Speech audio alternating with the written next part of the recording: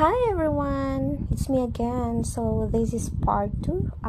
After namang mag-Ayala Mall, igawas na sad mi kay nagplano ang tulo nga ilahad akong i-explore adto padung sa Landers since it's my first time to go there.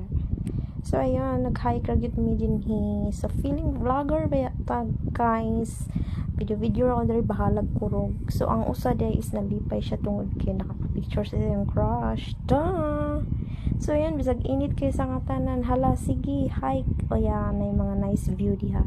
Mga building. So, mga ginasad mi din and then, hala ka init. So, naguba na dyan akong kagwapa daring dapita bay. Ayan. So, diha nga part is nagplano mi nga mag-picture. But init kaayo. Guba na kaya akong now. Charot. Naman part 3. My God. Human akong video.